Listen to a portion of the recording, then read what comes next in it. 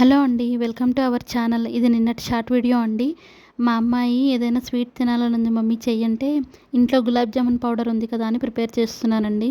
ఇక్కడ నేనైతే ఒక కప్పు నిండా గులాబ్ జామున్ పౌడర్ అయితే తీసుకున్నాను. అందులో కొంచెం పాలు వేస్తూ చపాతీ పిండిలాగా కలుపుకున్నానండి. మధ్యలో కొంచెం నెయ్యి కూడా వేసుకొని కలుపుకోవాలి. ఇలా నెయ్యి వేసుకోవడం వల్ల గులాబ్ జామున్స్ అయితే చాలా సాఫ్ట్గా వస్తాయండి. ఇలా చపాతీ ముద్దలా కాకుండా ఇంకొంచెం స్మూత్గానే కలుపుకోవాలి. తర్వాత ఒక 10 నిమిషాలు ఈ పిండిని అయితే నాననివ్వాలండి. ఇలా నేను బౌల్ మూసి పక్కన ఉంచుతున్నాను. నేను ఇక్కడ చక్కెర పాకం అయితే తయారు చేసుకుంటున్నానండి. చక్కెర పాకానికి అయితే మనం ఏ కప్పుతో అయితే గులాబ్ జామున్ పౌడర్ తీసుకున్నామో అదే కప్పు నిండా ఒక కప్పు చక్కెర, దానిలోకి 2 కప్పుల మంచినీళ్ళు వేసుకొని అయితే చక్కెర పాకం తయారు చేసుకోవాలండి. నేను ఇక్కడ స్టవ్ వెలిగించి చక్కెర పాకం అయితే తయారు చేసుకుంటున్నాను.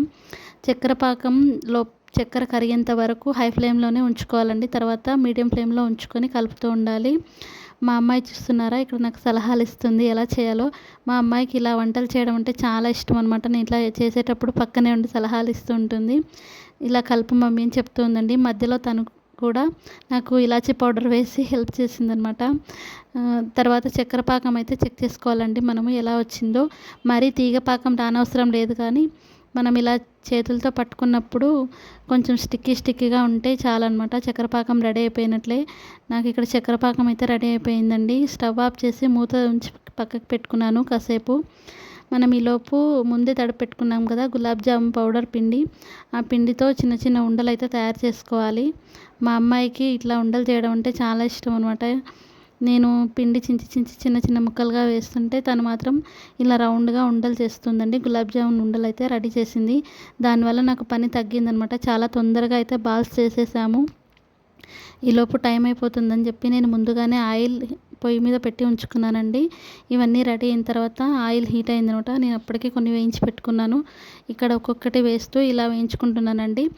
వీటన్నింటినీ గోల్డెన్ బ్రౌన్ కలర్ వచ్చే వరకు వేయించుకోవాలండి. ఇలాగా మీడియం ఫ్లేమ్లోనే వేయించుకోవాలి. హై ఫ్లేమ్లో పెడితే మాత్రం ఖచ్చితంగా నల్లగా అయిపోతాయి. నాకు అక్కడ 3 నల్లగా అయిపోయాయి ఆల్రెడీ. నేను ఇవన్నీ వేయించుకొని వేడిగా ఉన్న షుగర్ సిరప్లో అయితే వేసుకుంటున్నానండి. చక్కెర పాకం కాస్త వేడిగా ఉన్నప్పుడు మాత్రమే వేసుకోవాలి. అప్పుడైతేనే చక్కెర పాకం బాగా పీల్చుకుంటుందన్నమాట గులాబ్ జామున్స్. ఇలా అన్నీ దాంట్లో వేసిన తర్వాత మునిగే వరకు పెట్టి మూత ఉంచి పక్కకు ఉంచుకోవాలండి. ఒక అరగంట తర్వాత తీసి చూసారా ఇలా తయారవుతాయి. పాకం పీల్చుకొని లావుగా అయిపోయాయి అన్నమాట గులాబ్ జామున్స్ అన్నీ. వీటిని మా అమ్మాయి టేస్ట్ చేస్తానని చెప్పి ఒక బౌల్లో వేసుకొని టేస్ట్ చేసిందండి. నిజంగా చాలా స్మూత్గా చాలా బాగా వచ్చాయి గులాబ్ జామున్స్ అయితే అన్నీ. అసలు నేను ఇంత బాగా వస్తాయని ఎక్స్పెక్ట్ చేయలేదండి. చాలా బాగా వచ్చాయి. నేను చేసింది ఫస్ట్ టైం అయినా బాగా వచ్చాయి అనమాట. నా ఈ వీడియో నచ్చితే లైక్ చేయండి. నా ఛానల్ని సబ్స్క్రైబ్ చేసుకోండి. ఉంటాను. బాయ్.